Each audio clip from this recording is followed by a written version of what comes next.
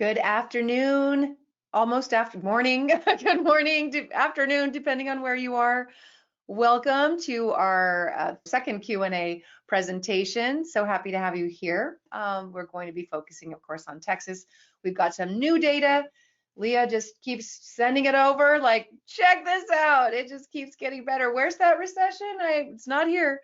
Anyway, I'm Kathy Fettke. For those of you who don't know me, I'm the co-founder of Real Wealth and CEO of Grow Developments. We'll be focused on syndications at Grow Developments, and of course, Real Wealth is focused on individuals building their individual rental portfolios. So for some people, owning your own portfolio is great, or maybe you've maxed out, you want to do something more passive, and that's what this is.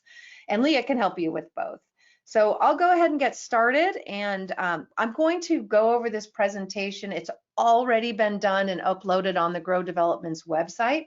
Again, that's growdevelopments.com. But last week on the Q&A, it seemed like some people maybe didn't see the whole thing. So we're going to go through this presentation, but also take your questions along the way on particular slides. I've got the question section up, so be sure to send your questions as we go. All right, disclaimer, this is not an offer to sell securities. You need to read through the Private Placement Memorandum. This particular investment, it's a group investment. It falls under security law. It's different than the Department of Real Estate, which our brokerage is under. This is under the securities law. So anything we say today, just know that this is part of the presentation, but the actual offering is in the PPM, and you can get that at the portal at growdevelopments.com. And always run it by, take the PPM and the operating agreement and give it to your CPA to make sure that this is right for you and that that you really understand the tax benefits and tax implications. We can't answer those questions here. So just take those documents to your CPA, and if your CPA doesn't know how to read a PPM or operating agreement, find a new CPA. Okay. All right, so we're going to basically go over what this is.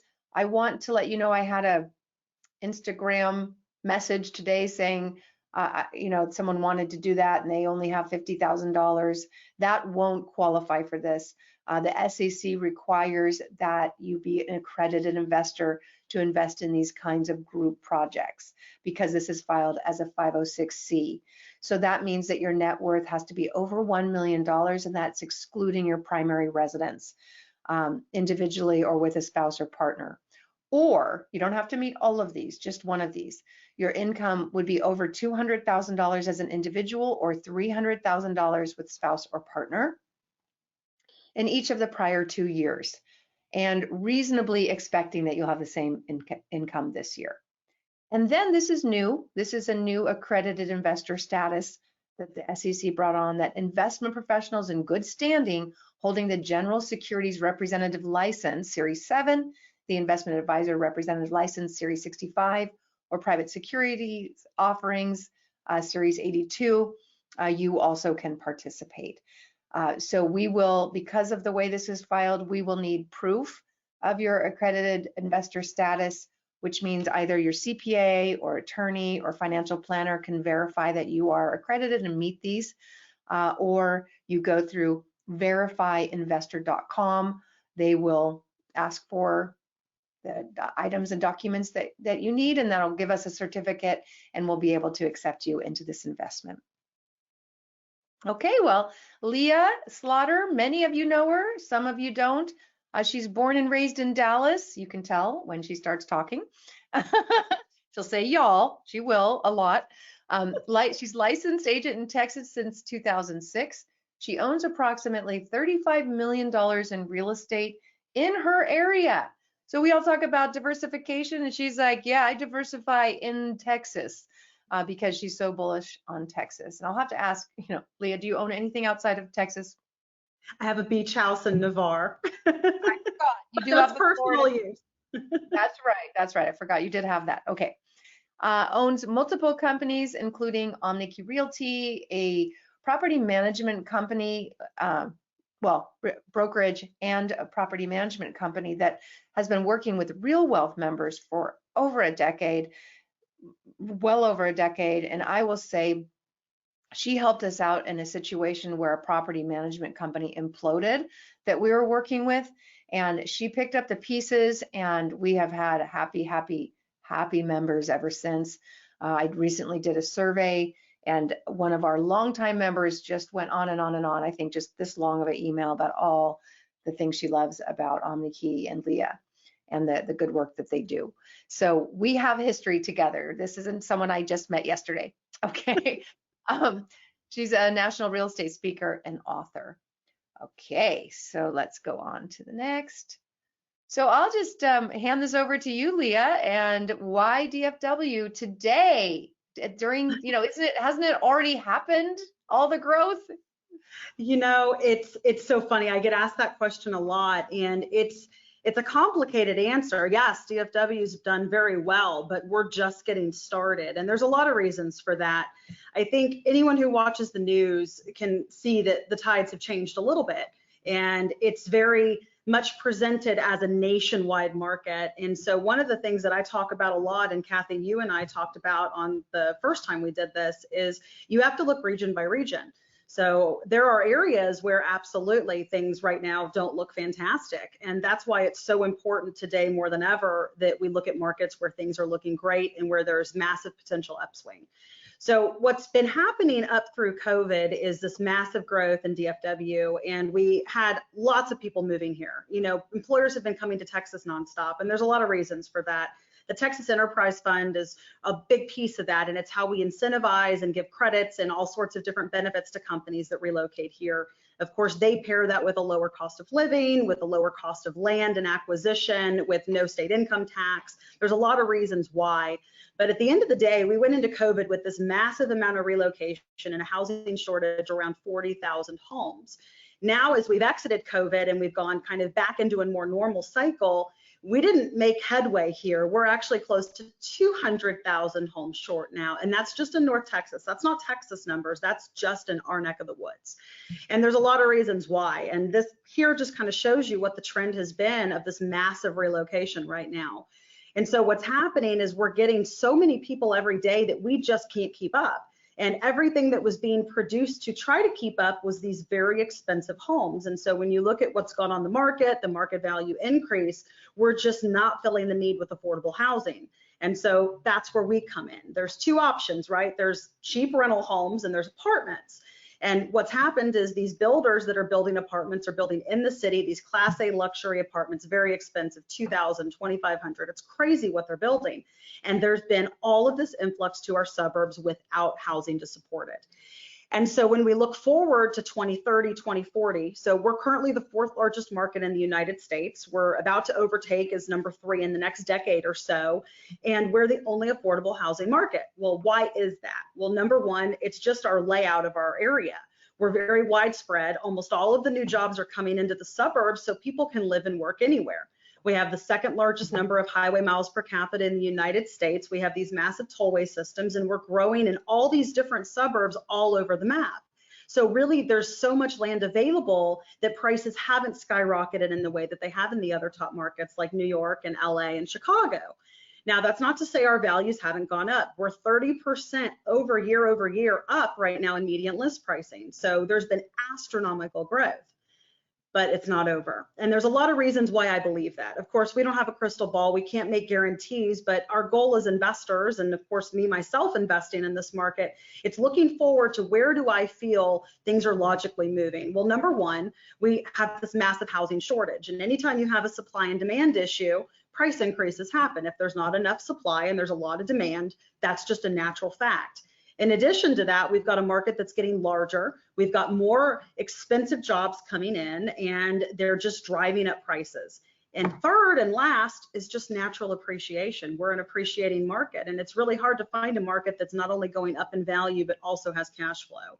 So there's a lot of reasons why, but at the end of the day, what creates the stability, it's the diversification of the employment and the massive population growth happening right now. And we're just getting started. If you look here at this chart, what they're projecting by 2045, they're saying our population is going to hit almost 11.5 million people. If you look here in 2020, we were at 7.7 million. We're already at almost 8.2 million. That's how quickly we are growing. And it is because of the mass exodus from places like California and New York and everyone coming here for our jobs. And one of the numbers I want to talk about is the job growth and what the numbers that just came out look like. And we're going to show you that today as well. Yeah, I'll go ahead and get to those slides. So this just kind of shows you that we've had 4 of the top 10 fastest growing areas in Texas, and DFW has seen the largest growth of any of the markets. If you keep going, so we talked about that we're going to overtake Chicago. So this is that number I was telling you about, 30.5% list price increase of median average since June 2021. So these are new figures. Average days on market is only a few days more than 2021. So again, this goes back to, if you listen to the news, it's very misleading, right? Because they say, well, listings are up 10% or 20%, but they don't tell you it's still down 60%. It's all about how the numbers are worded. And so what we're seeing here is only a few days longer on market than where we were a year ago, and that just crazy experience that we were all having coming out of COVID. We're about 1.9 to 2 months of inventory. A healthy market is 6 months in a market our size. So we're still far from a balanced market. And I believe, and what I think most of us in my market believe, is once interest rates start to come back down, which I think is going to start happening in the next 5 to 6 months, we're going to see a craziness we've never seen here before, because we have so many people here just waiting to buy, and there's literally nothing coming on the market. I want you to remember that most of our people have tons of equity in their homes, not only from price growth, but because people were putting so much cash down on these properties. All of you that sold your homes in California and New York, you outbid our local buyers and put all this money down. And we're all locked into these super low interest rates. So where we typically would be seeing a lot of people selling with equity and buying a new property, because rates are high, people can't replicate that interest rate, people just aren't moving. And so our inventory is also artificially suppressed because no one is moving. And so it's just compounding a housing shortage issue that's only getting worse.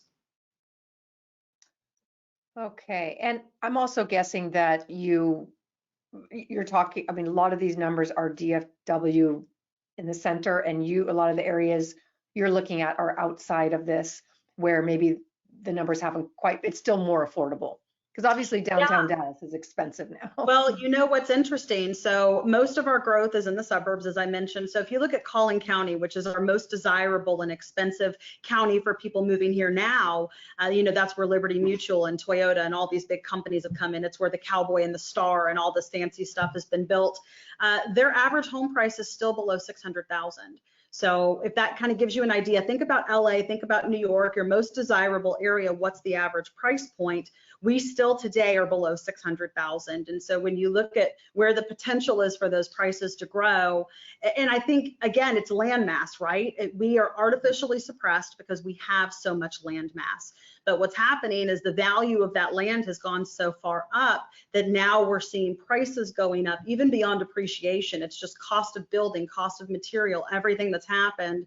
And so even with all of our gains, we're still super affordable, especially when you consider that 50% of the new jobs coming in pay over $150,000 a year, and less than 17% pay under $75,000 a year.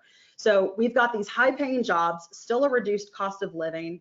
Our average person, if you look at like your traditional kind of rental properties, it's between 20 and 25% of their income for rent price. So if you compare those statistics against all the other markets, that's what makes us so unique and gives that kind of insulation that I'm talking about. All right, and rent growth as well. Yeah, so, you know, typically we see, and just on a nationwide average, rent growth like 2.93%. And usually when you're seeing really high appreciation, rent growth does get better, but it doesn't get astronomically better. Well, that's not what we actually are seeing. So over the last 12 months, rents are up over 17%. And we saw like 1.5% just in the last 30 days over the numbers that were released a couple of weeks ago. So again, this is about scarcity of product, large demand, and people not being able to purchase right now are not wanting to because of where interest rates are.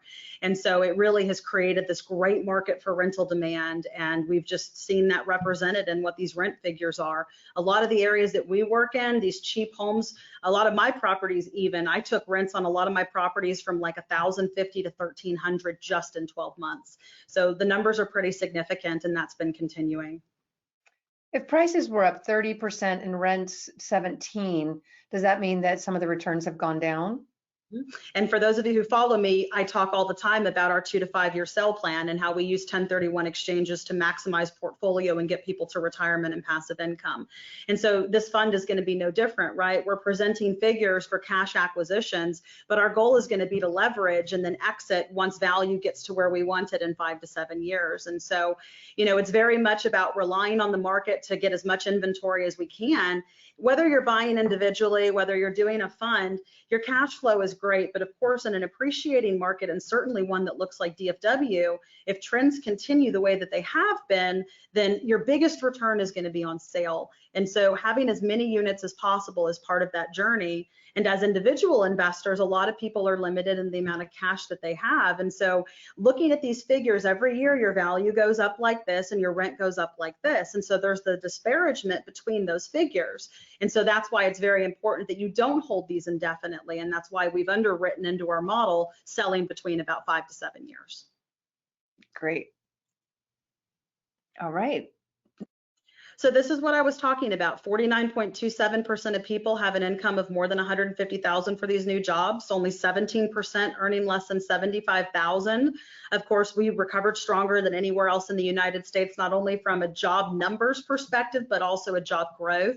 Our average salary right now is about 4.5% higher than where we were going into COVID. So there's been significant increase there. And that's just on the existing jobs here. And then of course, what they're talking about is the rent to income ratio in Dallas, which is arguably one of the highest affected areas in rent growth, is still 22.5%, and Fort Worth is 18.9%. So although a lot of the internal dialogue is, yes, prices have gone up, things have gotten more unaffordable, if you look on the scale of a nationwide basis of all the other large markets like us, we are still far more affordable. We have a lower cost of living, but still these really high salaries coming in. And so if you visit here, that's why you're going to see shops and shopping centers and outdoor areas everywhere for people to go spend money, because that's what people do here. And we are talking about a visit, right? Possibly October 1st. Yeah. Doing a little tour. So mark your calendar. We'll send information on that. Okay. Slow to respond. There we go. So this is just kind of solidifying what I'm talking about this astronomical job growth. So 295,000 jobs added in a year. And you'll see this is end of June numbers. So this is all recent. I want you to imagine having to place 295,000 people into jobs. There's just not enough people. And so there's more jobs than there are people to work them here. And so we are having some of the same struggles that other areas of the country are, where you go to restaurants and they can't get people, especially when you look at what the average pay of these new jobs are. These are not low dollar jobs coming in, guys. These are high dollar tech, high skilled jobs, and it's diverse across all of the different types of businesses. And so it's very much about capitalizing on that. You know, one of the areas that we do a lot of our business in is Grayson County, and Grayson County is arguably going to be the new chip capital of the world. And I think we have some slides on that I can show you as well. But these are these high paying jobs that are coming in here, and some of it's relocating jobs here. And so they're bringing people with them. And then some of them are creating new jobs. If you're watching the news, you're seeing every day, every week, there's more and more employers coming here to Texas, and especially North Texas. And so they are not filling all of that need, and then they're expanding what's already here. And these factories and these employers, they're bringing these great jobs, but I don't know a metro that can accommodate almost 300,000 jobs, because if you look at the numbers of our population growth, about 50% of that is babies being born. And so if you actually look at the number of workers moving here, it is far less. It's about only 25 to 30% of the number of jobs being created. It's pretty staggering. So if you're asking yourself, well, why is everybody coming to Dallas? Well, this is why. Yes. All right. We do have some good, I'll also go through these quickly because these are just some recent articles of the companies moving to the area. This is a big one. Anything we need to know about this particular company? And I mean, I could put 50 slides up here of companies that have announced in the last few months. So that was just last week. This was just over a month ago. This is manufacturing. So again, this is going back to these kind of very skilled job levels we're talking about. And if you keep going, I think it goes into the chip manufacturing as well. So this is the pharmaceutical. So again, it's very diverse. It's not one sector. It's not like we're all oil and gas or all, chip manufacturing or all healthcare. It's a little bit of everything. Of course, Caterpillar was one of the big new ones, a $51 billion company relocating here to North Texas. They've had some small offices here, but they're moving headquarters. I mean, all you have to do, look at Tesla and Facebook. There's a reason that all these companies are coming to Texas, and it's affordability at the end of the day. It's how cheap can they operate? What are the policies that are in place from a state government level to allow them to do their job? And COVID really kind of highlighted what we've already been talking about. Texas is just very business friendly. If you even go back to the last crash, we weren't doing what everybody else was doing because A, we didn't really crash, but B, we threw money into our highways. We were building our airport. And so we were ahead of the curve. We've been able to maintain those lower traffic patterns, and it all just pairs into why DFW is so desirable. This is a great article I sent you, Kathy, just talking about how DFW just can't bust. And, of course, there's no crystal balls, but this is the experts here. These are the people saying the same thing that we're out here saying, that no matter what the market is doing on a nationwide basis, if you're looking regionally, DFW has this supply and demand issue. They have this worker issue. They have the low cost of living issue. All of these things are going to get us through to the time where interest rates start to come back down. Yeah, and these are people from New York, moving from the financial industry in New York, looking at these prices. So an $800,000 or $900,000 mansion is kind of a joke. That would be a studio, maybe if you're lucky in New York. So you can see where then you're going to need housing for the people who aren't making the $100,000 pay as well, but are working. Yeah. Well, but that's not what's being built. And so where we're coming into these infill properties and, buying these homes for 110, 120,000 and fixing them up, we're bringing a product to the market that just doesn't exist anymore. No one's building under $250,000 right now. And so what we're able to bring to the market is really there's no competition. And so that's why they do so well. And then you look at the fact that, okay, well, we have all this equity built in when we buy these properties. And it's really just the perfect situation for trying to get into a market like this, but still get rent returns. Where I think a lot of people are going wrong right now are they're coming into our market and buying very expensive properties to turn them into rentals on the hope that these values are going to keep going crazy. But in my opinion, and I know you feel the same way I do, it's about buying a product, A, that's going to have that equity potential, but also cash flow in the meantime, because, we want to buy it on the merits of the cash flow and hope for the high appreciation. And so that's always been our model. And that's why we target these areas where all these jobs are coming in. We're not in the high crime areas of the inner cities. We're not having to deal with the politics of the inner cities. And we're in these suburbs that have so many jobs coming in. They don't have the infrastructure to support all the development and the growth. And so they have to keep growing no matter what. And so, it's really just the perfect situation. Yeah, it really serves a need too. Mm-hmm. If you, sorry, excuse me. If you're wanting to serve a true need, it is providing affordable housing. And so to me, that's a positive as well. Mm-hmm. Conscious capitalism. Okay, yep. So rent growth and days on market. Yeah, so you can just see these upward trends, and you can see how the days on market are still so low. So the average days on market for a rental property is still less than 3 weeks. So again, it's just all about what our market's doing, that supply and demand issue. And, we had a lot of buyers come into our market and buy property, but it was a lot of more expensive properties. A lot of the cheaper ones went to owner occupieds. And so you'll see that our average rental price, and I think the June and July numbers were pretty skewed because a lot of very expensive homes have gone on the market. But generally, our average rent prices have just gone very high. And so this affordable housing sector, again, just doesn't have a lot in it. And because there's so much competition, we can be very picky of what tenants that we're putting in. The other thing that I want to reiterate is it's about working in a market segment where there's not the competition, because that is where we're going to see the best return. So our buy box is very specific. We want to be entry-level housing, finish them out to Class A luxury finishes that will survive the time until it's time for sale. So granite countertops, vinyl wood flooring, shaker cabinets, all those things that you see on the TV shows of these beautiful remodels, but there's a purpose to them, right? We don't want any carpet. We don't want to have to be replacing those things at sale. and we want to be in a place where we have the best potential for upswing. And so these entry-level homes, that's where you have the most demand, and so therefore that's going to be the best potential for growth. Awesome. So this kind of goes back to this ridiculous just argument that the news is putting out there. Oh, listings are up 20%. Well, yeah, take a look. We're at half of where we were in 2017. And look how much larger we are as a metro, 1 million people. So it's very skewed, right? It's all about how you present the data. So I just like to give you the data, and here it is. So yeah, listings are up. We're still way down. And so that's just kind of what we're seeing here in North Texas. And so you can see that we are far below what we need. And I told you that the housing shortage is over 170,000, and we were 40,000 going into COVID.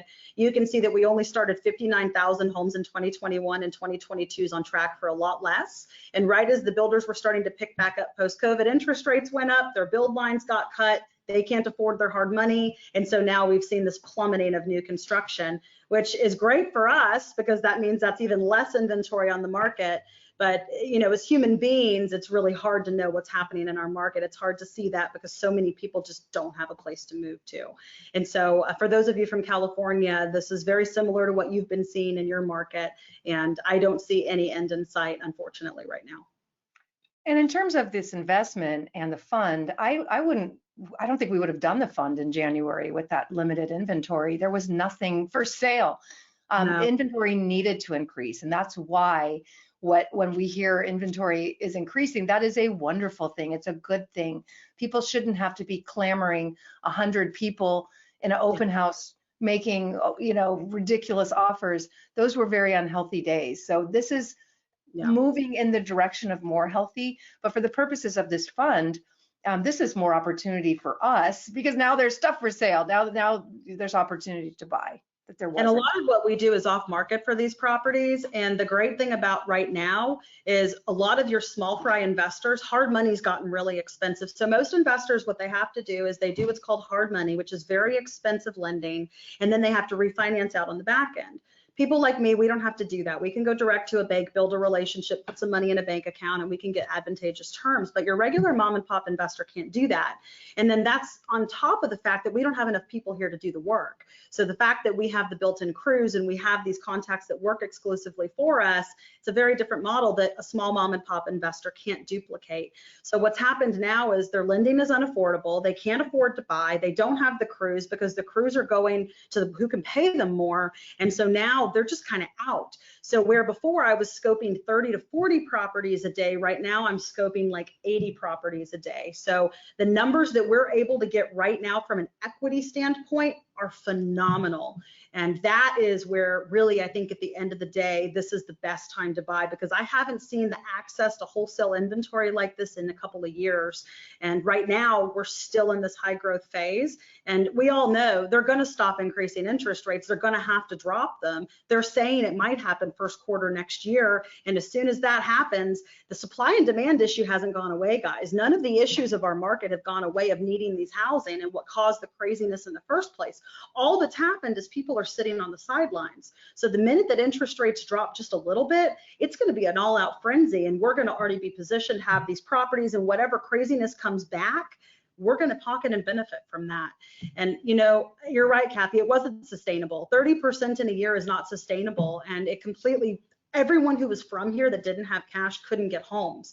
You were 50 to 100,000 cash over asking for every home. So who bought out the homes? Institutional buyers, the people who are okay with almost no returns, and then people who sold very expensive properties. And so, you know, for the first time, our citizens are actually able to get properties. And so it's a good thing, but it's also about right now is the best time to buy because you can buy in higher interest rates, right? All these people that are sitting on the sidelines, they really shouldn't be, because at the end of the day, as soon as rates drop, you can refinance, but you can't duplicate lower prices. And I just don't see any world where our prices can't continue to go up. Yeah. Okay, these are the areas that you're targeting, which, like I said, is not in DFW Central, right? Right. So we target the suburbs where the jobs are. We don't want to be in the inner cities, and that's not where our growth is. Over 90% of the new jobs are coming into the suburbs, and we want to be in these small suburbs where there's even more jobs in some places than there are people who live there. And so it's about, targeting these suburbs, infill development, middle of existing areas that have to continue to grow. They have their own massive job markets, but they're 20 or 30 minutes drivable to the Fortune 500s. And so this is where we target. This is where my portfolio is, and this is the model. This is where we want to operate. And so this allows us to get into properties. We're estimating an average all-in of 170,000 or less. And, those are numbers that we can hit all day long. And think about that. All in DFW, fourth largest market for $170,000, $160,000. I mean, it's pretty incredible. Especially so this is considering this kind of expansion. Yeah. People don't really realize the jobs that are moving. Not just, you say Dallas, but that's what the newspaper is going to say because nobody knows where Sherman is, right? But there's massive growth going there and still these high paid jobs and pretty low home prices. Yeah, so like Sherman Denison, that's that Grayson County area I was talking about. Probably 60 to 70% of my personal portfolios in Grayson County. I'm a huge believer. Bought 2 this week. And so, it's about what's happening up there in this chip development. So one of the things that COVID really showed us as a country, and I'm not getting political here, but it is that we are buying a lot of our stuff from overseas. And when they shut down, we don't have access to what we need. Car chips were a big problem, computer chips, I mean, even from microwaves to dishwashers. And so there is this huge push right now to start manufacturing back in the United States. And that's what we're seeing right now. And so this is actually what just happened in Sherman and Denison is the largest economic deal in history for Texas. And that went to Sherman and Denison. And so I've been great on this market for years, telling people buy everything you can. And as a matter of fact, one of my clients is doing a webinar with me at 2:30 over how she's been able to get all of her money back in just over 24, or actually over 12 months. So that's the type of growth that we've seen in this area where we're still buying in these properties so cheap. And so what we are having are high dollar jobs in what is predominantly and has been a low income area, and we've completely turned over the entire market.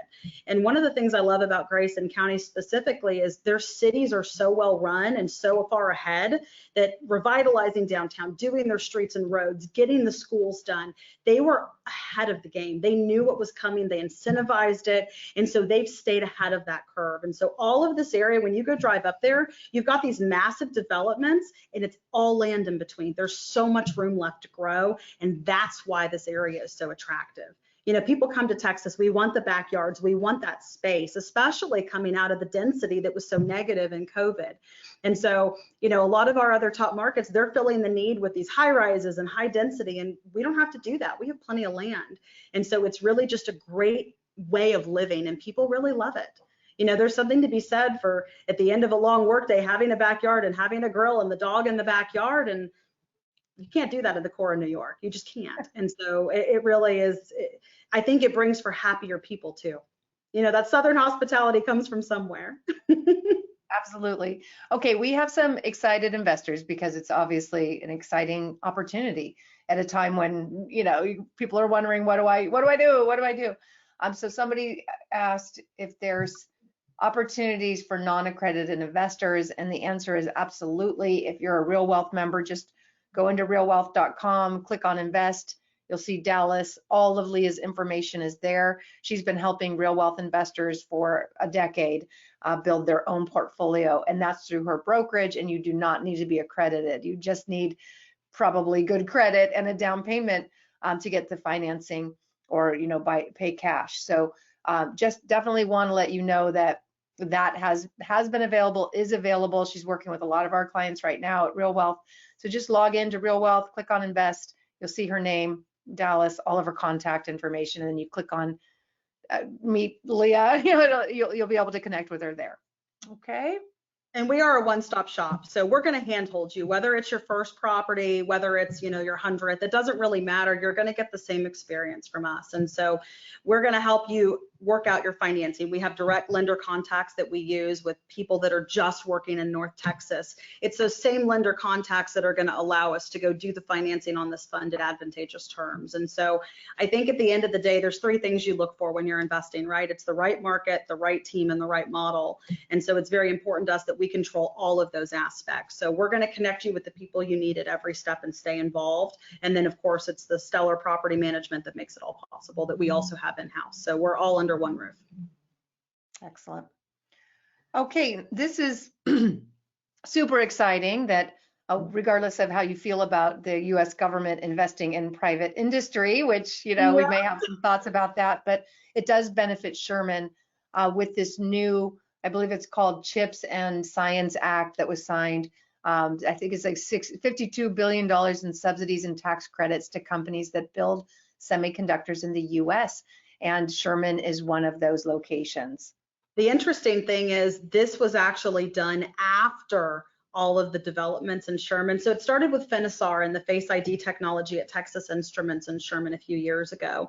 And then TI realized, well, our main area where we have all of our executives is only like 30 minutes south in the main city. Why not put them up there too? And so there's been a huge push with TI to Sherman Denison. And for those of you that have been following me, I've been saying all of the people they work with are going to start moving up here. It's cheaper, it's more effective. They're going to see the area. They're going to all want to come in. Well, that's what's happening now. Now, on top of all of that, we have our government out there saying, okay, we want to incentivize this. Let's incentivize these companies to come. So mark my words, there's going to be more. And all that means is more money in this area, more growth. The other thing I'll say is Sherman and Denison specifically, they're doing a lot to try to shut down this infill work that we're doing because they don't want to price out their people and they want, you know, more expensive homes and all these things coming in. So it's been fantastic for us because they've required different lot sizes for new construction and made it harder for builders to build in the city. And so where there was already a massive inventory issue, it's actually made it a lot worse. And so just even things that are happening in the city councils are helping us right now. So we'll get into the details of the fund. Again, I'm checking the questions. So if there's anything you want us to address while we go through this, just send it in the questions and I'll stop and answer those. So it's Real Income Properties Texas 1 LLC. We put it as one because we plan to do more.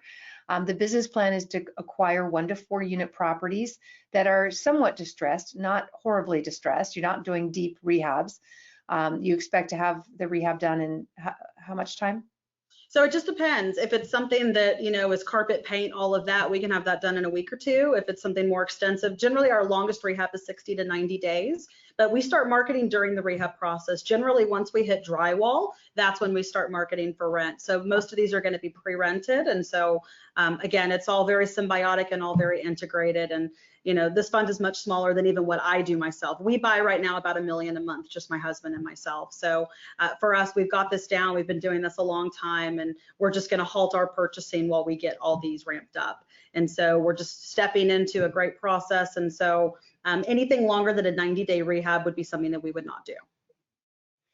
Okay, and renovating to high-end finishes to meet the demand of these very high-paid professionals moving to the area from New York and San Francisco and so forth. They're going to have certain expectations. And then again, lease to highly paid professionals. So even though these are much higher end than maybe they've experienced in San Francisco and New York, they're paying 1/10 of the price to rent it. And you know, a lot of you might be wondering, why would they rent? Why wouldn't they buy? But if you're not sure you're going to stay, or you're just coming for a 1-year work term, or you want to live somewhere while you're figuring out the area, there's always great demand for rentals, even from people who have a high income. Do you want to speak to that, Leah? Well, I think the big thing that people tell us is DFW is overwhelming. Because we're not centered out, it's not about trying to get as close in as you can. It's picking what city you want to live in. I talk about this a lot. Our cities, our suburbs have individual identities. Some are very arts driven, some are very park driven, some are shopping driven. So people come here with their agent to look, and it's overwhelming. I mean, you have to understand that just getting from one side of our metro to the other is a 2-hour drive. So they don't want to commit. They don't know. They want to learn about schools. They want to find out what private schools, especially a lot of the people coming here where the school districts aren't good. And so it's a huge commitment. But the bigger thing, obviously, supply and demand is an issue. There's not a lot on the market, but it's also right now, people aren't buying because rates are a little higher. This argument is, well, I'm going to wait for rates to drop a little bit and then go buy. What they don't realize is if rates drop, prices skyrocket. So people that don't understand lending and investment, they don't really understand that now is when they should be buying, not later. But that's not what people are coming and doing, so they're renting. But you have to remember, we're 50% renters in our market. Going into COVID, we were 40% on the Fort Worth side, 50% on the Dallas side. Well, now with affordability and interest rates, that number's gone up, and especially with so many investors that have come into the inner cities. So a lot of these people just don't want to own. We kind of have a generation right now of people who are non-committal. And, you know, you see it in the news talking about people looking for better jobs, people moving to new areas. We just don't have as many people wanting the hassle of owning a home. And I think a lot of the people who grew up watching the last crash, they have zero desire to own a home, especially millennials. You look at the statistics and home ownership is very low. And so this is people who can qualify all day long. They just don't want to. Interesting. Okay, the target return is 8%. This is extraordinarily conservatively underwritten based on us wanting to under-promise, over-deliver. Time frame 3 to 7 years. I know that's a big gap, but Leah just really wants to make sure we sell at the right time and hold for as long as is needed. Next week, we're going to be doing a webinar on what the return would be with financing, which we're most likely going to do. We just didn't want to promise it because we don't know what the market holds. But right now, I think you said you just got another loan for your portfolio and it was really low rate. Yeah, so, you know, so I've agreed to personally guarantee this fund's loan. So when we go back and we get the financing, I'll be able to go to my banks, guarantee that, and get, you know, good terms. And so, you know, it's important to us that we're conservative. One of the things I mentioned last time we did this Q&A is this return doesn't look at a lot of appreciation. And we did that on purpose. We have all this equity capture at acquisition where the value difference between what our all-in is going to be for purchase and rehab and then what the actual value is. And that accounts for almost half of our entire projection. So I think we've been overly conservative and we want to keep it that way. Those of you who work with me, you know I'm extremely conservative in our numbers. But I also want you to know, and it's very important to me, that we do finance these because when we go refinance these, it takes the return, it skyrockets that because there's less cash in every transaction. So the cash flow into that cash keeps the return high and it gives us the capital to go buy more. So as a batch finishes, we're going to do small refinance batches. That's the most advantageous way to do it. So as we have 2 or 3 that are ready, we'll package those, refinance just those. So we'll be doing lots of refinances for the first 12 to 24 months. And then with those proceeds, we're going to go buy more property, which then of course is more homes cash flowing, more homes hopefully appreciating. And so that's how we're going to get those returns and get them, you know, where we want them.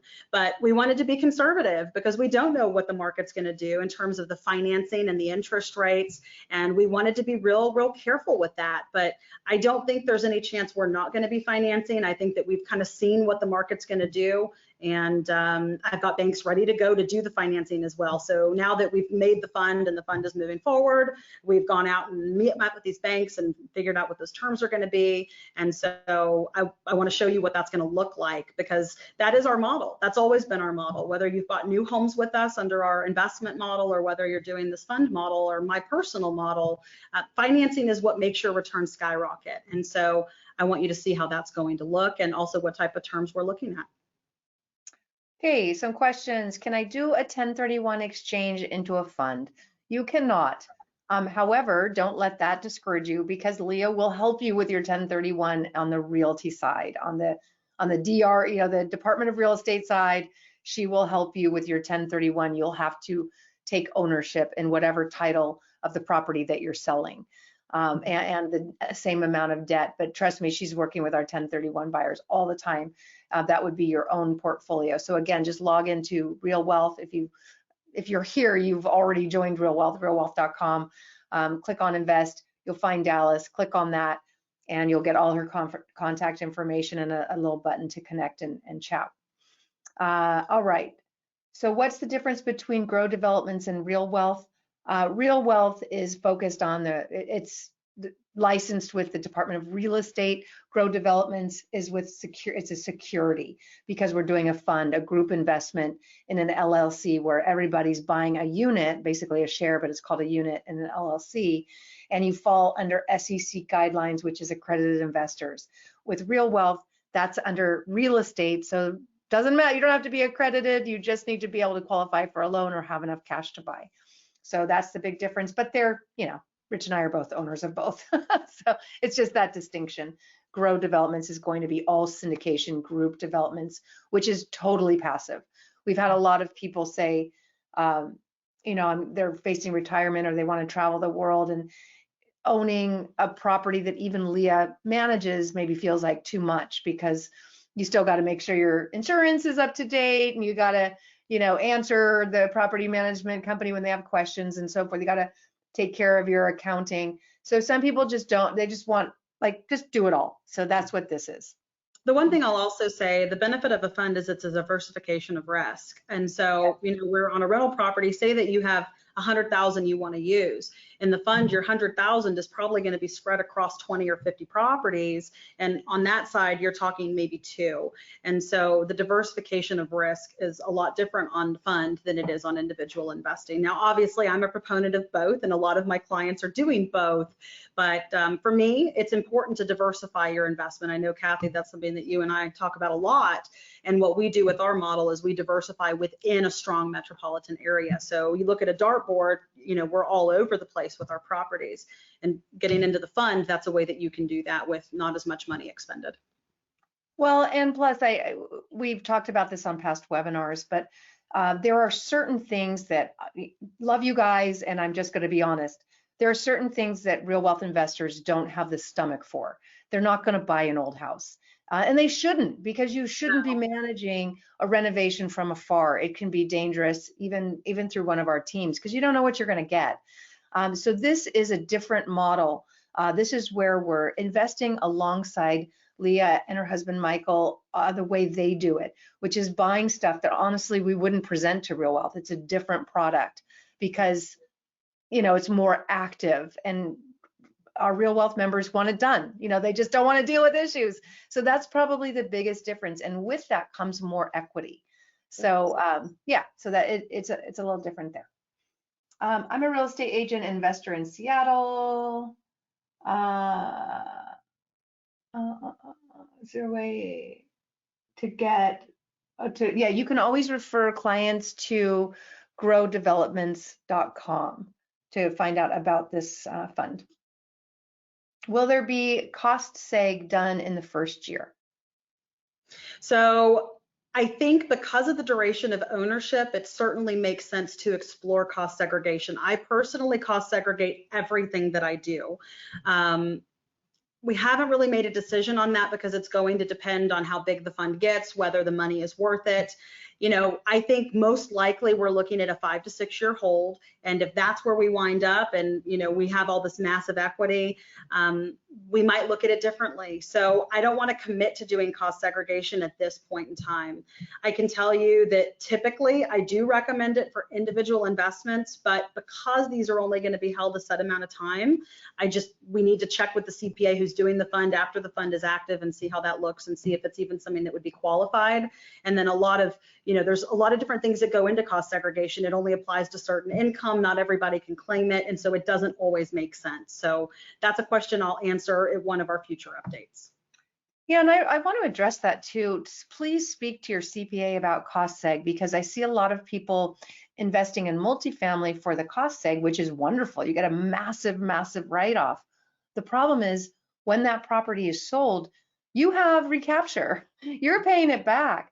So the nice thing, and I love what Leah just said, like if you really want those tax benefits, then perhaps buy it in your own portfolio, and then you don't just sell 1031, be in a 1031 business so that you don't have to pay back those taxes. So cost seg is wonderful. Don't take this as any kind of accounting advice. Talk to your CPA, but it's my understanding that a lot of these apartments that are promoting the cost seg part of it, you're only getting that temporarily. You're going to pay it back later. Am I right?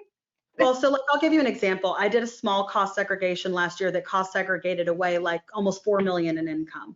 And for me, because I keep my properties, it makes a lot of sense. I've got another one going right now that's like 10 million in income. So I'm constantly cost segregating, but I'm past the point of doing my 1031s. I keep my portfolio. And so for me, it makes sense. I'm a real estate professional. I have a main business that I have income to offset. So for me, it makes sense. So before you go into a cost segregation, the first thing that you need to do is talk to your CPA and see what the benefit to you is going to be. It's not like all income just gets wiped. That's not how it works. It depends on you, your tax filing, what type of income you have, and a lot of people don't realize that. And so just keep that in mind. Yeah, definitely talk to your CPA. And also, this isn't the last year of it. It's just the year you get the most, but next year you can still get it. But again, I think it's 100% versus 80%. Yeah.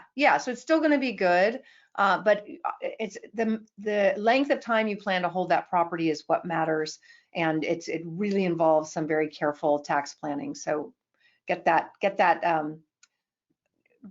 I think it would be cool, Leah, actually, to have a fund where the fund 1031s later, so that nobody has to pay that recapture upon the sale. But that's complicated. All right, let's see. What can I do if I am not currently an accredited investor and want to participate in the future? Well, you'll be needing to build your net worth or your income. Either if you're single, $200,000 annually in income, or $300,000 as a couple, or have $1 million net worth, or get your license, be a professional advisor. Any of those ways you can become accredited. There are some funds that allow 35 accredited investors. We can't do that for a little while because we filed this way. I think it will be about a year before we can do that. You would have to, it's filed as a 506B, and it's a private placement just for friends and family. So that's something you could look for elsewhere. But in the meantime, again, build up your own portfolio so that you are accredited, because the faster you do that, the faster you'll be able to have those numbers. I can tell you that getting someone to $1 million net worth is not difficult. If you have a little bit of money to start, you buy in the right market, you do the right type of lending, because you do the right type of lending to go from 1 to 2 to 4 to 8 in an appreciating market. It's actually very easy to have lots of properties with equity and get that net worth up. So if you don't have assets and you're not investing, it's going to be very difficult without a high-paying job. But if you're investing in real estate in an appreciating market, so long as market trends continue, that's not a hard thing to do. Yeah. Yes, it will be a K1 is what you would receive. How is this fund different than RWN rental fund other than location? That is such a good question. We learned a lot from the rental fund. It was a small $5 million fund, and it was for specifically practice to learn what we can do better. What went really well with that fund is buying in appreciating markets like Florida. We bought some new homes that really went up in value and insurance was low, and we offset that with some properties in Detroit. Well, those Detroit properties have been challenging. They, anytime you're going to buy a really old property in a cold climate like that, there are some issues that you need to know about. So always list your CapEx much, much higher on older homes, because things break. And the market's just, Detroit's not Florida or Texas. So we thought it was a good idea to offset the growth market with the cash flow, and that was good for the cash flow part of it. But now when selling, we're really kind of getting what we paid, which is not great considering the last 5 years how much values have gone up elsewhere. So anyway, and also we were buying retail. So the biggest difference is that we are basically going in like Leah. We're sharing with her where she doesn't pay retail because she's doing the work. Her team is doing the work, buying at a discount, renovating, and all of that upside goes into the fund and is shared with us. In fact, not just shared, the investors get most of it, right? So very, very expensive. Investor capital payback before you and I get any dividends. So, it's a very good model. The thing I will tell you, and again, it is depending on each deal by deal, but I told you I've been buying a lot, and what we've been seeing is almost 20% equity on the back end post renovation on every deal we've done in the last 5 to 6 months. So we're not talking a little equity here, we're talking a lot. Yeah. Okay, let's see. Oops, next one. Tornadoes in this area, issues we should be worried about. We talked about this last week, but it's always going to come up, right? Of course. Yeah, thunderstorms, we get hailstorms. That's just pretty normal here, but that's what insurance is for. I've been doing this 17 years. I've had one tornado touchdown where I had homes and we had damage to 2 properties. So thinking that I've done thousands and thousands and thousands, that tells you how low those odds are. Once you cross the Oklahoma border, though, you're in Tornado Alley, so we don't go into Oklahoma. But where we're dealing, that's just, really straight line winds are what we run into here, and that'll knock over a fence or power lines or stuff. But wind related damage to homes here other than roofs is not real common. Great. Yeah, and insurance covers that, all that. And we don't get hurricanes or any of that stuff here. Yeah, good. Okay, can you repeat the investment amount? It's $50,000 investment or more. We have people doing quite a lot more. And interest rate info, I assume you mean on the loan. There is no interest rate. This is not a loan where investors are getting an interest rate. They are sharing the profits with the managers. But the interest rate on, if we finance, you're seeing like 5%? 5 to 6%, depending on the loan type. Some get higher, but for the purposes of this fund, I would expect somewhere between 5 and 6.25. And depending on when the first ones are ready to go, rates may drop by then. Interestingly, as the Fed has raised rates, we've actually seen some softening in the rate market. And so, if they raise rates, it goes down. If they start talking about raising, they go up. So it's all about locking at the right time. But, the way that it really works is depending on the type of product we go into. If we go into a 25-year amortization, the rate's a lot cheaper than a 30-year. If you go into like a 70 or 75% cash out, that's a lot cheaper than an 80%. Keeping in mind, we have this equity. We're talking about being able to refinance most of what the cost of the homes were. And so again, that's what allows us to take, maybe 50 homes and turn it into 80 or 90. And so again, the financing is a very important piece that we are going to go after immediately as we finish properties. And likely the rate's going to be different on each package based on where the rates are that day.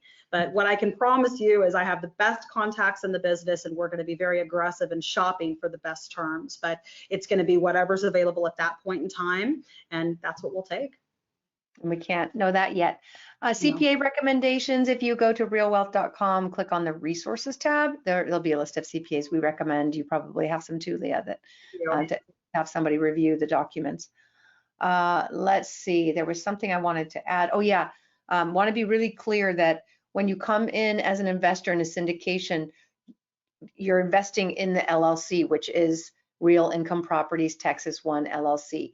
You're buying a share, basically. It's a unit in that. So you're an equity investor. You're part owner along with us, but you're limited partner. You don't have liability. You don't have to make decisions. That's done by the management. So again, I want to make sure it's understood that it would be like if I wanted to invest with Leah and she does all the work and I just give her the money and we split the profits or we split the losses, right? So it's more of a partnership like that. Then it's not me saying, okay, Leah, I'm going to give you $100,000 and you need to give me 8% back. It's no, I'm putting up the money, you're doing the work, and we're going to split the profit. And and keep in mind that money is not liquid. So until such time as we sell, that money is held up. Now, one thing that we did put into this, and when you read the PPM, you'll see this, that anything that we sell after year 3, those proceeds are paid out. Anything that if we do choose to sell something before year 3, I don't foresee that happening, but if it does, then we would probably reinvest that money up through year 3. Okay, so some more questions on this. Again, forced appreciation. That's the difference between our other fund is that these are not at retail. These come with built-in equity, cash flow, and then the profits. I'm going to kind of go through these quickly because we're at the hour. Did I just skip one by accident? Let's see. Yep, but nothing's coming up. There we go. The manager will consider, again, new homes, previously renovated, properties need renovation, predominantly single family or small multi. 1 to 4. 1 to 4. It's diversified fund of residential rental properties, current cash flow, and long-term appreciation is the goal. Obviously, you make more money on the appreciation, I think. and the forced appreciation that you come in with at the start. High growth markets in North Texas, we talked about that. Streamlined vertical integration. That was another thing we did with the old fund, is different property managers all over the place. So this is one property manager, it's streamlined and with the crews in place to do the work that's needed. And access to significant deal flow, which is a really big deal these days. Especially, yeah. Why rental housing? Of course, you guys know this. I'm going to go through this fast. Potential for appreciation. We just went over that. And all of this will be in the documents at growdevelopments.com. So these are my actual properties that you see here, ones that I've done in the last few months, so that you can see exactly what we do. And this is why I'm saying real wealth investors don't have the stomach for this, and you shouldn't. You shouldn't. This is and something. We wouldn't offer it either, because I can manage it for a fund and myself. But you talk about 1,400 investors, I wouldn't do that. It wouldn't be advantageous to me or to them. So this is really the only way to get access to our model. Yeah. So they're ugly houses turned into beautiful houses, which is, again, from a conscious capitalism perspective, these areas are being improved. These homes are being improved, and because the homes are being bought so inexpensively, it's providing much needed affordable housing. Well, and I hated it because a lot of these areas, they were bulldozing houses, and these houses, it's not that they couldn't be saved, it's that no one stepped in to do them. Well, now the market's huge and there's not many of them left. But in my whole career, I've demoed one house I bought, one. And it was only because I bought one that literally had 4 walls and nothing else. And I think one of the walls wasn't connected. So like, that's not the type of property we're talking about here. But a lot of these homes, some people would come in and demo them and rebuild. And it doesn't sit well with me. A lot of these are historic type homes. They're beautiful. They have character, and people love that. The other thing I love about infill, and Kathy, you can keep going through the pictures while I'm talking, but you buy in the middle of a neighborhood where every home looks identical, the rent rate's actually lower in most cases than where we're dealing, because these homes have identity. Each one, it's a little different paint color, little different tile, so people can look at different competitors and pick one they love. You go into the middle of a brand new neighborhood where everything's cookie cutter, looks the same, it's a totally different vibe. Most of these homes are walkable to the downtown district where all the shops and restaurants and everything are. It's just a very different vibe than these master plan development communities that are also much more expensive. We talked about that. Mm-hmm. Okay, so here's some of the facts about it. Minimum investment $50,000, which is 50 units. Total offering max amount 20 million, minimum 2 million. We've already blown past that. Deadline 120 days from published date with 60-day extension. Offering close date after 9 months, and again, accredited investors. Distributions are amount equal to 100% of your capital is returned first to investors before the managers get anything. Then 75% of company profits to investor members, pro rata, and 25% of remaining company profits to the manager. All distributions are made at the manager's sole discretion. So whether we decide to buy more property or distribute, Leah will decide. Let's see, investor distributions paid pro rata. Quarterly distributions starting 2 calendar quarters after funds are deployed, purchasing the assets. And in order to give preference to early investors, each investor member will start sharing in profits after it has been a member, after that person has been a member for 2 calendar quarters. And I'll be doing webinars and inviting you all to join, showing you what properties we've bought, what they look like, going over the numbers, what the all-in was, what the value of it is today, and keeping you up to date on that so that you can be involved without having to spend your time, right? It's about keeping you up to date, letting you feel like you're a part of this process without having the stress of actually overseeing it yourself. The manager will be reimbursed for expenses, including an asset management fee of 1.5%. Acquisition fee of 4%. That's going to look higher than other funds, but that's because there's a lot of active. We're not talking about just the purchase of property and acquisition. This is the acquisition and renovation. So it's actually much lower than you would pay in another fund like this, because that includes the effort in doing the renovation. Typically, we would do something like 20% to oversee the renovation of whatever that renovation cost is. So this is a lot cheaper, but it's enough that we can pay for the staff to oversee it. Disposition fee of 1.5%. If financing is obtained after stabilization, there'll be a refinance fee of 1% on the principal amount of the loan to the person who is backing that loan, the guarantor. That's on the guarantor part. The refinancing of the portfolio may receive up to 2% of the principal loan amount. Marketing website platform fee of $25,000 and 250 per subscriber. The manager will also receive 25% of the profits in the company, which was already stated. Here's the timeline.